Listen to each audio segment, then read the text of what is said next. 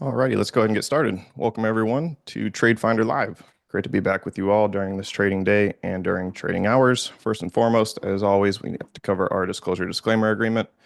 The main thing to take away from this is that we are not licensed investment advisors in the United States, so nothing is to be taken as personal investment advice. This is always available on our website to be read in full detail at your leisure, or feel free to take a screenshot of it now if you like, but that's the main point to take away. Other than that, the rally continues following the announced trade deal with China, so let's see where Rob thinks things are going from here. Rob, you out there? Hey, I'm Zach. How are you? Happy Tuesday, everyone. And hopefully you've had a great start to your week. Obviously, a lot of news. President Trump had mentioned that there was going to be some big news announced over the weekend, and it was with this potential. It seems like every time we get a trade deal announcement, there's a little bit of, well, we still have to work out the details and all. So a small little caveat, but nonetheless, that has propelled the markets higher, starting with yesterday. Wanted to see if we were going to be able to get a follow-through day. You know how that works. Let me go ahead and transfer the screen over, and you can see what I'm talking about. Question solved. But again, when you're dealing with Mother Nature, she reminds us that she's the queen from time to time, and I think that we're good to go. Can you see my screen now? Can you see the Yes, chart? sir. We got it. All right. All right. So let's move forward and see if we can get going. So, President Trump did announce at 3 a.m. on Monday morning a deal in principle agreement with China. He was very positive, felt like they've agreed to work together. Their tariffs are 10%. When you add in the fentanyl, et cetera, tariffs that he's put on that he did not take off. But basically, we have 30% tariffs. They have 10. Should balance the trade out a little bit, which is what the whole goal of all this tariff stuff is. The market liked it. We moved to the upside from there. And what I was mentioning before everything went sideways on us here was this big break above 575 and the key move here. Now, the one thing that I don't like is this gap. You know how I feel about gaps. We've run the data. The AI has analyzed it. 94% of gaps get filled. That's not 100%. Not every gap gets filled, but that's a pretty high number. The only question is we don't know when. Sometimes it takes a while. Other times gaps get filled immediately. But we are getting follow through at least so far today. You know, we have a while before the market closes today, and the close is the key. Can we hold this break? But we are a little bit overbought from the 10-day moving average with the gap. So I would like to see the market come back and test 575. Doesn't have to come down and fill the gap right now, but it does need to allow the 10-day moving average to catch up. So I'd love to see follow through on the close today. And then over the next couple of trading days, a little bit of a drift back down, perhaps towards this 575 level. Hold that. It's not the strongest part of resistance, but you can see that it was support back all the way in January. We broke through it in March. We tested it as a resistance level at the end of March, and then we fell through when all the tariff talks started, and we came back up. We went a little bit sideways here for a while underneath that level, and then we broke it. So I like that break. I just wish it wouldn't have been a gap up break. Those always make me a little bit nervous. Is it a breakaway gap? Is it a blow off top gap? Which one of those is it? If we get the follow through, then perhaps it's going to be some follow through. The key here for moving higher, again, I hope it doesn't happen immediately. A little bit of sideways backing and filling, I think would be great. But if we can hold 575, we've got a pretty clear path back to the highs around the 610 level. You can see here this move down from the highs, breaking below 575 was just a straight move down, which means there's no noise in the way. There's no resistance in the way for moving back up to the highs. But I would feel a lot better if we came back down and tested this 575 before we move higher. Just because I would feel better doesn't mean the market really cares about that. The market's going to do what the market's going to do. Just talking from experience on what tends to hold. So if we have a little bit of backing and filling, we come back, test 575, then I think we have a pretty clear path up to 610. With the Federal Reserve, I'm going to go to the bond market now. The Fed Fund futures have taken even July off the table. Now we're pricing in a potential rate cut in September, and that's not even a high number. It's only in the 60% range. And then there's a little bit of back and forth confusion in the Fed fund futures on when the second rate cut would be, and that's an important point because the Fed fund futures have taken out 3 cuts this year now. Now it's down to 2. And would the second one be in October or December? They're about the same and in the 40% range on where the second cut would be. So remember back when we were here in the market, we had an 85% chance of a rate cut in the May meeting. And that went away. What I find interesting is we did rally in prices. This is the TLT. So remember, this is prices on bonds. Prices and yields move inversely. And now we're back down. Again, bonds moving down in price, up in yields and rates. And we're heading back down to this 161.8% level. So the interesting part is when we got down here before, it gave us an 85% chance of a May cut. Now we are hoping, the market is hoping that we get a rate cut in September, but yet we're almost at the exact same level with bond prices and yields where we were back when there was a 85% chance of a cut in May. So lots of interesting things going on in the relationship with the bond market. And I continue to talk about this. Why are rates going up? Obviously, part of the reason is the fact that the rate cut is being pushed out. Very common sense part there. But there's got to be other reasons tying in here. Some of them a little more nefarious, still concerns about a recession, even though really we have taken a recession forecast down a bit with the tariff announcement, at least the forecast from the economic powers that be. You can see here, I'm drawing a zigzag while I'm talking to you here on this movement in the TLT, and we had a 42% right there B wave correction, which yields a 61.8% extension possibility here, and that's where we are. So maybe we're done with rates going up, at least in the short term. That would be nice. I would hate to see a break of that low from April because that held the same low that we had back in January on yields and rates. So I would like to see us hold here and start to move back up. The one positive is the yield curve is flat. I guess that's not necessarily a positive, but it's not inverted. That's the positive. You're still making a little bit more for holding bonds and treasuries for a longer term than the shorter term, which is how things should be, but it's not significant. It's only a few basis points for holding things longer. So we still need to get a steepened yield curve. We need to get that a little bit more intact for a healthy economy, a healthy bond market, and all that leads to then a healthy equities market. So there's still some things to keep in the back of our mind to be concerned about, but I just don't like this here. Now, the one positive on the fact that prices are going down and yields are going up is perhaps when we had this big run up in prices here, that was money going to hide before we had the tariff announcements, et cetera, and people are feeling better about where we can go from the equity side of things, and money's coming back out of the bond market, hence selling of bonds to create cash to allocate into the equities market. That would be the most bullish scenario of why we're down here, and that could be a big part of it. So that's bullish for the equities market. So just because bond prices are going down and yields are going up, it doesn't necessarily mean it's negative for the bond market or for the equities market, but it can't get exaggerated, I guess is my point. So it needs to calm down here a little bit, and perhaps this 61.8% C wave extension on this zigzag pattern holds, and then we start to allocate more into the equities market. Wanted to show you the dollar with rates going up and the announcement. Obviously, that was bullish for the dollar. That gave gold a rough day yesterday. Again, going to be very interesting to hear Jeremy's insights on where gold could go from here. Reiterating again that he was just absolutely spot on in the November meeting.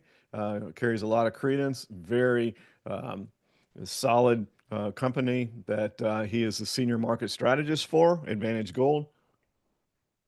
Very well respected company. So I'm anxious myself to hear what he has to say. But that big move up in the dollar with the less concerns of tariffs, along with rates moving up, put a little bit of a sell-off in gold yesterday, but we're trying to rebound a bit today. We had this triangle here. We had one heck of a run. One could make an argument that, well, at this point, the fact that it hasn't sold off worse is positive for gold. So we had this huge move higher here.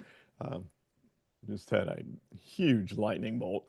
This huge move higher here in gold, and we're going through just a normal consolidation. It was enough to have the software label the wave 4. And if you're new and for some reason haven't gone to hub.com and gotten a copy of the software, you can go to hubb.com, get a copy of the software for free. You get free Elliott Wave. You have an opportunity for a subscription to AI signals if you want those, but you don't have to do that. It's an opportunity for you if you want to see what the AI is talking about. I've been doing AI with Hub, and I've had some integration with the data scientists there at Hub since 2020. So I feel like the Hub organization has been a leader in the forefront of AI-based analysis for the stock market. But go get a copy of it. And then, so this consolidation here, the LA Wave algorithm, which the Hub uses, the exact algorithm is written by Ralph Nelson Elliott. These aren't my numbers. Sometimes people say, I don't agree with where you put your label. I'm not putting the labels there. The algorithm is. So I'm just trying to do my best to analyze it for you and tell you what it's saying, but they aren't my labels. I learned a long time ago, I'm not smart enough to label LA wave patterns on my own. If you've ever seen the algorithm, it's about 20 pages of mathematical formulas front and back. I'm a smart guy, at least by my um, IQ test results. I was 1 point below Mensa level, but I'm not smart enough to figure out the LA Wave algorithm on my own. I rely on the software algorithm for it. So this movement, even though it's still green, so it's not confident in that. Purple is when it's confirmed. Green is when it's qualified. So we do have a qualified wave 4, which means gold could turn and head back to the upside. And I could go argue, if we go back to the chart of the TLT, that if this downward move in prices and therefore upward move in yields stops, and we start going back up in prices on the bond market, that could put the gold bid back in, and we could turn and move back to the upside. But we have to respect that we could have a little bit more of a movement to the downside in gold based on it. Very crude triangle here, not the most well formed. It gives the appearance of consolidation here. I do like triangles that have more touches of the trend lines, but perhaps we just need to test the 50-day moving average in gold. But the fact that it's holding today with rates still ticking up today, I think is key and important. I know y'all like to look at the TNX. You talk to me about that all the time. People posted on the U.S. market update, love the TNX. So let's go to the 10-year. So we're going down to the shorter end of the yield curve here, and you can see that gap up that occurred yesterday on the 10-year. So the problem with that is having such a big gap up, it's not helping to steepen the yield curve a bit. So the yield curve is flat. It's not inverted, but it's pretty flat. And we would need bigger moves. We need outsized moves in the 20-year versus the 10-year if we're going to steepen the yield curve. In other words, that means that the rates on the shorter end of the curve are lower than the rates on the higher end of the curve. You should earn more money, a higher interest rate, if you're holding bonds or treasuries for a longer term. That's the idea. An inverted yield curve means you're actually getting a higher return for the shorter maturities in the bond and treasury markets. Obviously, that makes no sense. And that shows you something is squirrely in the economy when those things occur. And that's where the concerns of a recession came in. We had that first quarter GDP that showed a negative 0.3 on the GDP. 2 consecutive quarters of negative GDP is what defines officially a recession. There's a lot of people thinking that when the first revision of the first quarter GDP comes out, that negative number will move back positive and we won't even have a negative number. We'll have to wait and see as the revisions start to come out. They revise the numbers so many times, which has always driven me crazy. It's almost like you can't put any belief in the original number. But it would seem at this point, barring anything unusual happening, the president's in a very good mood. He's in Riyadh, and he just did a press conference this morning. Seems to be pretty happy about how things are progressing. We had the deal announced last week with the UK. Once again, details to be worked out, but there were representatives from the UK there that were giving the impression that they were on board with the discussions that were being held. Obviously, it makes sense that it takes time to work out these deals. And so a little bit more of a positive spin on where things could be moving going forward. Let's take a look at the VIX. The VIX was key, and we did break below significantly that 22.5 level. I mentioned if we break 22.5, we should be coming down towards that 17.5 level.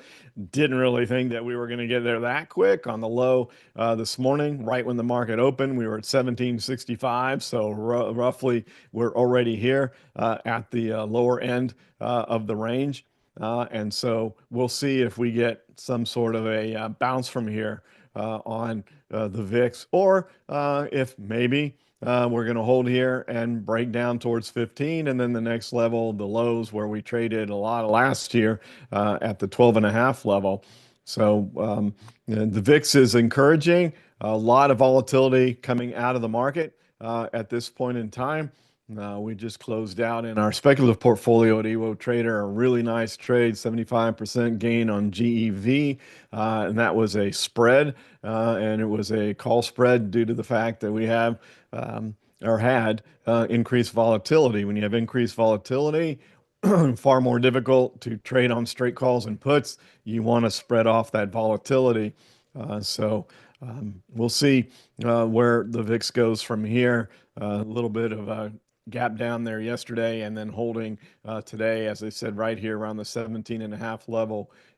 And as long as we hold this 22.5 level as resistance and don't break back above it, I think that's constructive for the equities market. But as I mentioned from the beginning, I would really like to see a little bit of, okay, let's calm down. If we hold this rally into the close, that gives us a follow-through day on the break of 575, and then maybe a little bit of calming over the next couple of days would be ideal for potential run up towards that 610 level. Here's the DIA, also had a gap up yesterday, right to its resistance at 420. You can see how that was support going back to December. You can clearly see how important the 420 level is to the DIA. Once again, I hate the gap up. We do have a bullish cross here in the 1030 like we do on the SPY. And we'll see if we can hold this level here. Not getting the follow-through day today on the DIA, down a little bit on the day, but that's okay as long as we hold 420. We can break it with a follow-through day later. What we don't want to do is just give it back, and that's the danger when you have a break of resistance in an overbought condition and you don't get the follow-through. The danger is that it comes back down. So perhaps money is going more into the risk on. All 7 of the Mag 7 stocks were up yesterday. So maybe the Dow is going to kind of take a back seat again, and we're going to start looking more at the Mag 7 type stocks. Here's the Qs. And we take a look at the Qs, as you would expect, with all Mag 7 stocks up yesterday, big move up, nice follow through today on the Qs.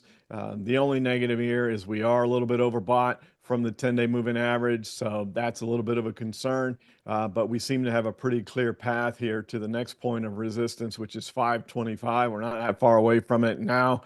I guess we could just run to that tomorrow. But as I mentioned before, with the gap up and the separation from the 10-day moving average, I'd like to see a little bit of calming and sideways movement. If we just run vertically up following a gap right to that resistance level, I think that gives us more of a pullback once we bump our heads against that resistance. Looking at the IWM, which has really been kind of surprising because it's the most rate sensitive of all the markets. We talk about the Q's rate sensitivity with technology, but the IWM is as well. And it's not performing quite as well as the S&P or the Q's, but considering the fact that rates are ticking up, I think it's performing pretty darn well. So we gapped above its resistance level at 200, and the next level of resistance for the IWM is quite a ways away, which I think is really interesting at 220. As you know, we've had a couple of successful case study considerations here in TradeFinder on the IWM. We've been pretty good on picking where the IWM was going to go, and that may very well be our case study consideration for today. And just going to kind of tease you with that and leave you that. Zach will be on a little bit later to show you where we are going to be going or how to post, I should say, an idea on the social media aspect of the software. And that's what I think is so great. It's really not just a technical analysis software, it's a trading platform. And with the social media aspect, you get a chance to post your ideas, have people vote on them. See what other people think. People are very respectful. We have a wonderful TradeFinder community here, and we want to take that and expand it so others can get involved because differing ideas, as Zach likes to talk about, is what makes markets. So gap up here. We'll see where we close. If we were to close right here, we'd have a doji. We have to wait and see what that means for tomorrow. But again, that doji could go away by the time we get to the close today. Maybe we come back down and test 200. So that would have to be a consideration if you were going to look at this as a case study. So let's bring on the DMI. And here's the bullish side of things. You can see the positive directional indicator and the negative are separated. We're breaking above 20 on the ADX. We're above the negative directional indicator. So we've got some strength there. And one could argue that if the bond market, and we still need that, if the bond market calms down and rates start to stop their rise, that could allow the IWM to continue up to that 220 level. So there's good support there with the IWM for a continued move to the upside. If we look at the CCI, I'll take this off so we don't have too much on the screen. You can see that we're kind of elevated here on the CCI, not quite to the extreme point level of where we were back in January, but awfully close.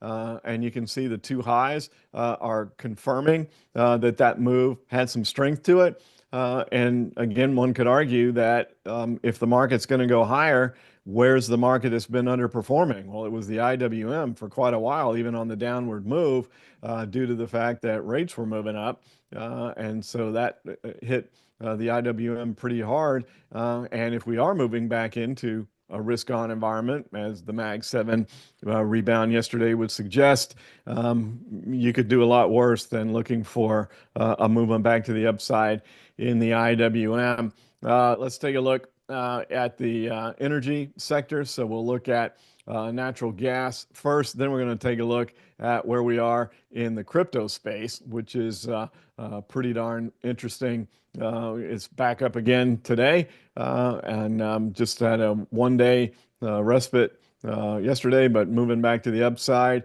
On the UNG, we've had this on here for a while. Is this a potential five-wave impulse move up here? If it is, then we've got more to go. And I would argue that perhaps if we are going to view things a little bit better economically here in the US, if the tech sector is going to get a renewed bid, then the companies that have kind of walked back a little bit on their aggressiveness on creating data centers that'll use natural gas, et cetera, maybe some of that loosens up and that creates the impetus for this wave 5, the tap box level being right here in the 25 range. But first things first, we are below the 50-day moving average. We've tapped it on the high today. If you want to be long natural gas, if you already are long, I don't see any reason to get out because we are above the 10-day moving average. So we tapped the 50-day on the high, we tapped the 10-day on the low. So we're kind of playing ping pong between a couple major moving averages there. But if you haven't gotten in and you're interested in getting in natural gas, I think we should wait for a break of that 50-day moving average and then look in. USO, oil, kind of moving back to the upside here a bit. Now we're back into that range where I thought we would stay. We broke below it a little bit, and I was opining yesterday during our EWO Trader Live for our subscribers at ewotrader.com on whether or not maybe I needed to expand my expected range because we broke that in April. We kind of came down and tested it with a higher low here in the beginning of May on instead of 65 to 80 being the range on the USO, which I do feel still is where we're going to stay for the balance of the year. We got a little bit extreme on the buy side, so we got a little extreme on the sell side, but then we broke 65 again and came back down here. So perhaps it's 60 to 80, just two big round numbers there on where we're going to stay with oil, but a break back above the 50-day moving average. Perhaps we're going to stay somewhere in the middle. I've always talked about how we want to have a little bit of a break at the gas pump as we enter the summer driving season. But oil does give a little bit of an idea into the consumer, especially in the U.S., because when the economy backs off, we start talking about recessions, et cetera. People tend to cancel vacation plans, travel plans. Those are ways to save money. And so when oil price drops down, we get to the point where OPEC plus that we have now doesn't seem to want to see oil go too low with a limited supply in the ground that they know they have. But they don't want oil to go too high either because they don't want to crush the supply demand curve and push more people towards electric vehicles. So just somewhere in this range is healthy, I think, on USO. Let's take a look at the chart of silver here. Mentioned gold earlier. And we have this very large triangle here on SLV. I felt like silver needs to play catch up, and it hasn't clearly had the move. It's gone through a massive consolidation while gold was on an upward tear. You don't have to have gold and silver agreeing on all the charts, but they tend not to stay I call it discombobulated or disconnected for too long. They have similar charts, even if they're not the exact same, but these have been very diverse in their patterns. So one thing needs to happen. We know we're going to get a breakout in SLV. Not only do we have this big triangle, but we have all the major moving averages at the exact same place. So either silver is going to take off and try to catch gold, or what looked like could be a possibility yesterday is that gold is going to come back down. So either way, they both get back in alignment. If gold prices come down to match silver, or if silver moves to the upside to catch gold. So that's interesting. Either one of those scenarios, you could make a valid argument on catching up with the metals. All right. Now, I'm trying to talk fast since we had a little bit of a late start, but let's look at what's been going on in the crypto space. Here's the BITW, or excuse me, BITB, the Bitwise ETF, and is comical. Sometimes they say things in jest or in sarcasm. Where I was talking about if you want a way to trade Bitcoin and you don't have $100,000 to go buy an actual coin, some people take the comments very literally and they're like, you don't have to buy a full coin, you can buy partial coins. Well, I know that. Obviously, that was a comment that was made with sarcasm. However, the argument that I would make is you have options, the very liquid options on the BITB, and you could get greater leverage on trading options on the BITB than even buying a partial coin of actual Bitcoin. So that was my point. and just wanted to clarify that. We are a little bit above the 10-day moving average. We've got a bit of a doji here, but a really nice run off the lows from April. Makes sense that we're running into a little bit of resistance right here at 57 and a half. That was resistance back in December, again in January. So we made a nice move off the lows and perhaps going sideways here a little bit, letting the 10-day moving average catch up before we take off again is very warranted. But what's nice to see, and I commented to someone that asked in the US market update, they asked about Ethereum. And Ethereum greatly underperformed Bitcoin recently, and a lot of the other cryptos, XRP, etc., Solana, all the other ones. And that argument could be made, whether it's accurate or not, that we had this big run up in Ethereum as we had the Ethereum ETFs approved and come out. So lots of buying for the ETF, and then the buying dried up, at least that kind of buying, and we had a big move down. And if we are getting a renewed bid in the crypto space, what happens normally with the big boys in the trading world is if they see a sector moving, they don't necessarily want to chase the stocks that have been leading the move or the issues that have been leading the move because they have tendency to have a less of an upside. What they look for is where are the quality underperformers in that space. And you could argue that Ethereum has been a great underperformer in the crypto space. And with the crypto space in general moving up, Ethereum could be a place to look. Now we're already back up at this resistance level. You can see it's outperforming Bitcoin today, and I opined yesterday that maybe that continues. Maybe Ethereum outperforms Bitcoin even as the entire sector moves up due to the fact that it's sold off so hard. But really, it's a big move in the ETHW here, which is the Bitwise Ethereum ETF.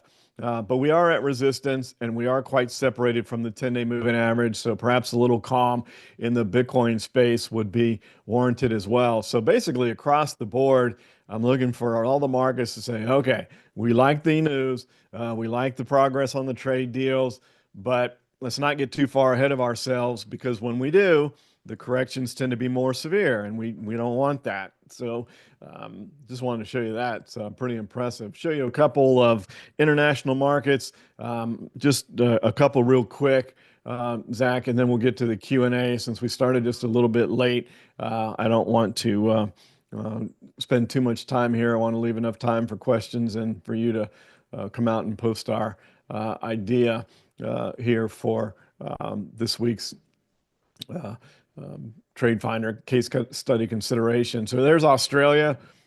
Nice break to the upside here. Disqualified wave 4. So take that off. So you would just take that Elliott wave pattern off because with that move up, we are breaking above the point of this triangle. So we came up here to resistance at 25, and now we're breaking that. So see this consolidation that occurred here? This is a good example of what I've been talking about with so many of the charts today on I would like to see some consolidation, backing and filling. This is exactly what that is. See, it came back, it filled the gap. We went sideways here and we built some energy, and now we're taking off again. So I put more weight in this kind of a pattern for a potential continued move higher than I would if we just continue to go vertically. I don't trust that move as much. So if you want to know, you keep saying consolidation, backing and filling. What are you talking about? This is what I'm talking about. Sideways consolidation, a little bit of move back, filled the gap. That's the perfect definition of backing and filling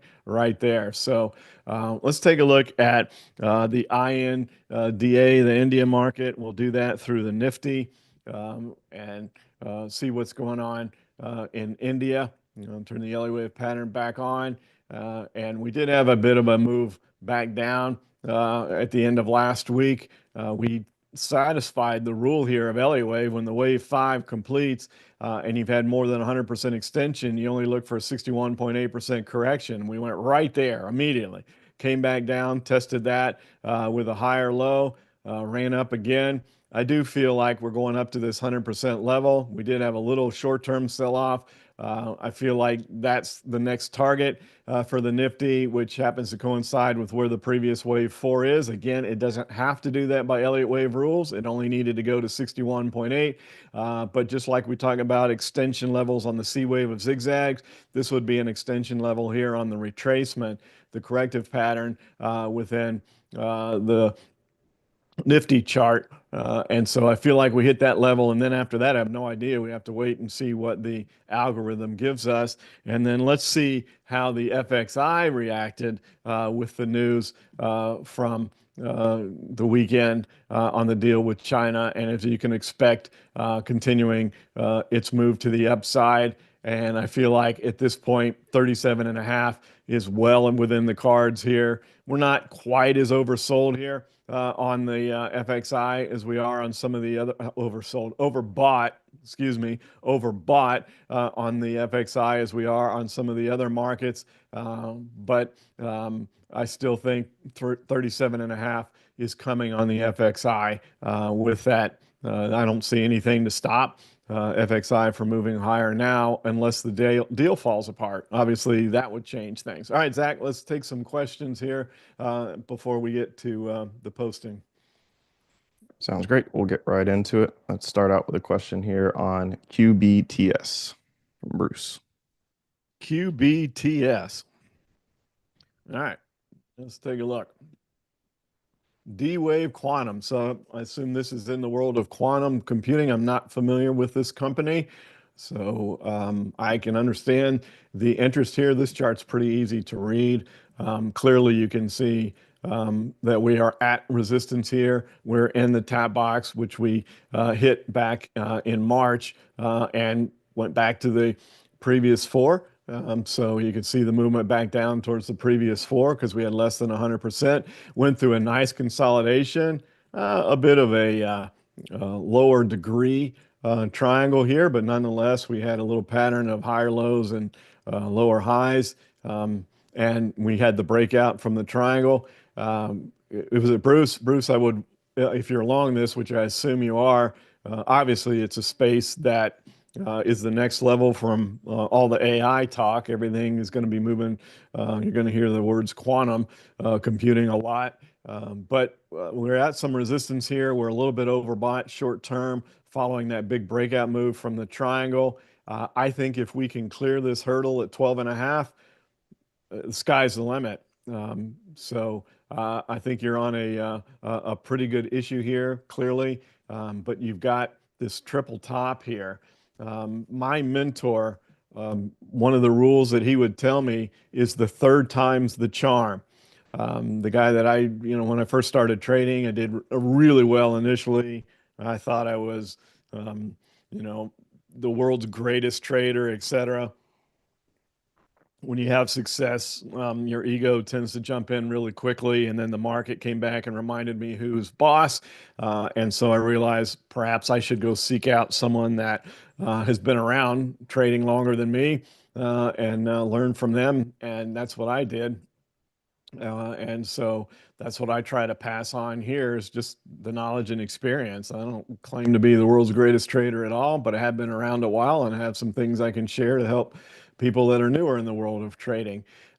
But one of his rules was the third time's the charm. And what he meant by that was when you're testing resistance or support for the third time, whatever happens there is going to likely hold over the near to intermediate term. In other words, if QBTS gets turned back from this level, we're probably coming back down for a while. But if on this third attempt we break higher, we're probably going to continue that run. So that's what he meant by the third time's the charm. When you're getting a third level like this, so thank you for allowing me to reminisce a little bit and share some of that. So I think watch this very closely, see how it handles this level. If it gets turned back, then you probably just want to walk away from this. But if it can break it, then you probably have something for the future. So nice looking chart and one we don't look at a lot. All right, Zach. Thanks, Rob. Moving on right to the next one. Sorry, got a bit of a typing going on in the chat here. Yeah, I know you multitask and then all the Zoom Question stuff they put on you. from Alexandru on Oracle. Um, talked about that before. Larry needs to put a little bit more money towards his Formula One team, get the Red Bull team back in action here.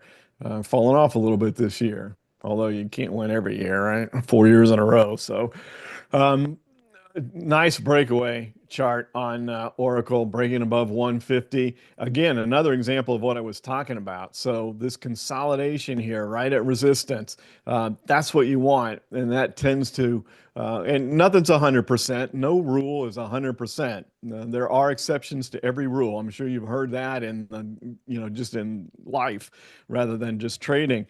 But when you have this nice consolidation here and you build some energy, you let the 10-day moving average catch up, and then you break it, that tends to hold. Now, it's a tiny bit overbought right now. And again, if I get my wish, which I may or may not, on the markets calming down a little bit, I think you see 170 in Oracle. I would love to see a sideways day or two before that, but I think you see that in the not too distant future. Very well. Follow-up question, excuse me, on GNRC. Generac.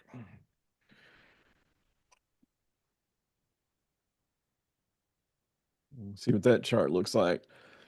Well, if you're looking for the wave 5 went 150%. So there's the rule I was talking about before. When the wave 5 goes past 100%, you're looking for a move back to 61.8. Another nice consolidation following the completion of the wave 5.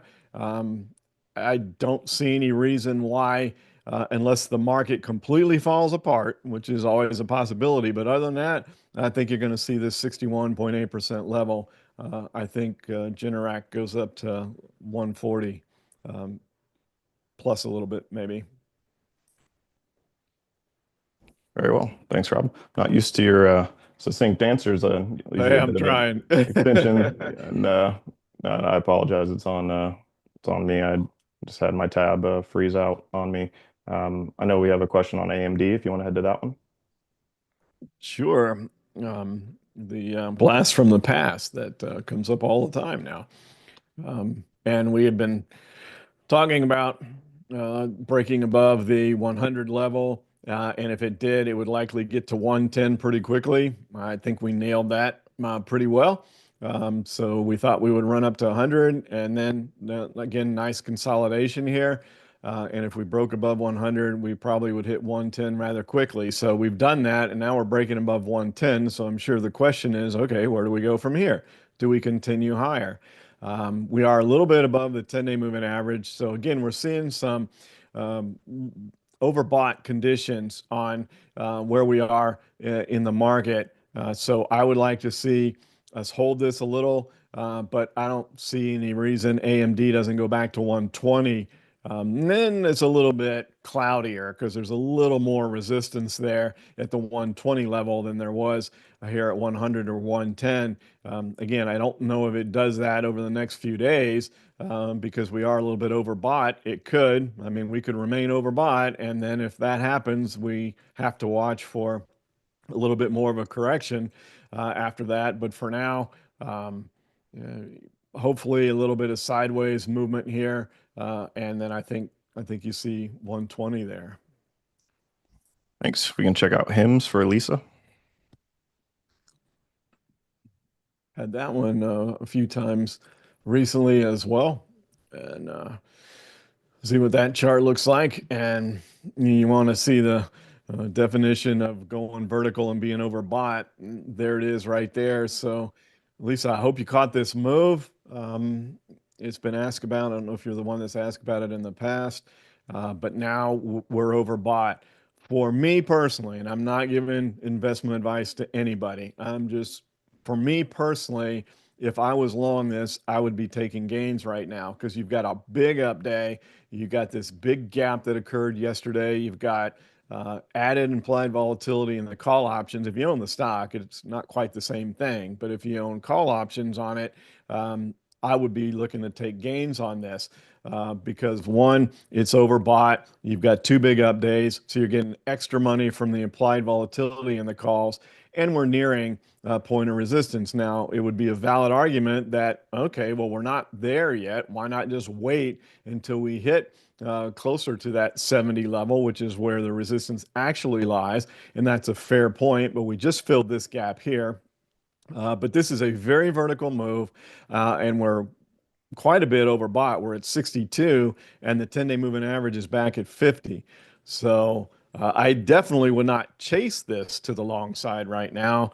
And if I was in it with options, I would be looking to take some gains today and then see what happens from there. You might get another entry where we come back down more towards 50 a little bit, or at least some sideways movement, a little bit of that backing and filling I described before a renewed move up here.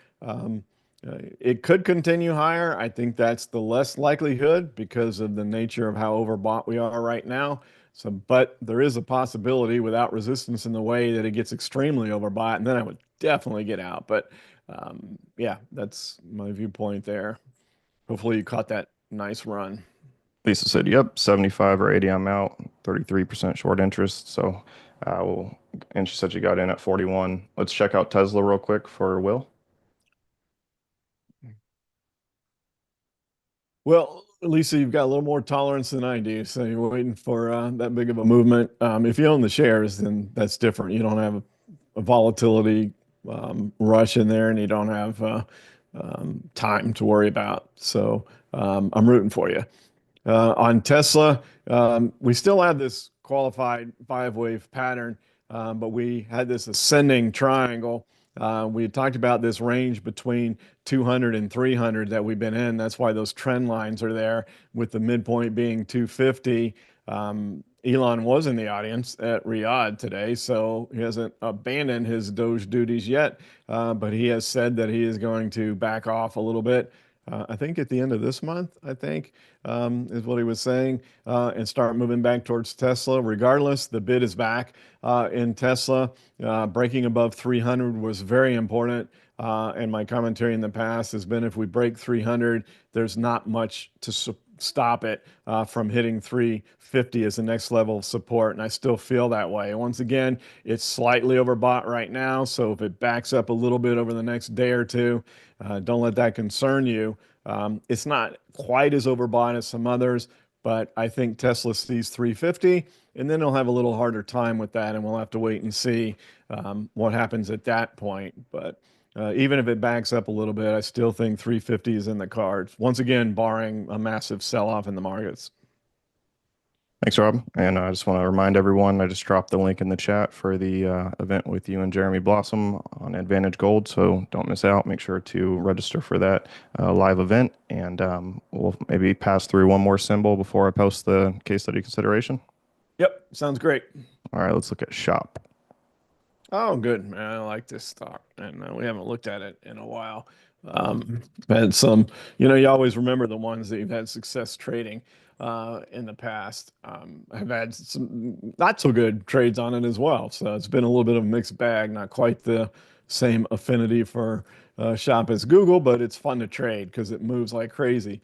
You can see this rather large triangle here, which is what's interesting to me now on the lower highs and higher lows. And that's a decently formed triangle there. Now, there are some spaces, but you don't ever get perfection in the patterns. There's a little bit of a gap here. I would have liked to seen a little more pricing in here. But you can see that we've got a pretty clear pattern of lower highs and higher lows. We're getting the breakout now. The width of the mouth of the triangle is roughly 30 points at 95. So I think that lends itself to Shopify going up and testing its highs here up near the 130 level. Maybe not quite there, but somewhere in that neighborhood. Once again, a little bit overbought at this point in time. Maybe don't chase it today, but I looked at that. It was a very expensive strangle. So when you have that, you just wait for the breakout and then trade the directional move. And I think there is room to run for this one. I like it a lot to go higher, once again, maybe not over the next couple of trading days, but in the not too distant future, I think that can occur. All right, Zach, let's show them. We're going to do IWM, um, resting on our laurels, if you will. I just feel like 220 is coming on the IWM. And I do think that the bond market calms down, and I could be wrong on that. And if so, if rates continue their ascent, which would be indicating a recession, then maybe I'm wrong. Would not be surprised to see it back up a little bit, but as I've mentioned earlier, it's not so overbought that it couldn't continue higher from here. And I like the construction on the DMI. So IWM to 220, Zach. Very well. Thanks, Rob. Let's go ahead and head over to the platform. And I will take the screen here from you.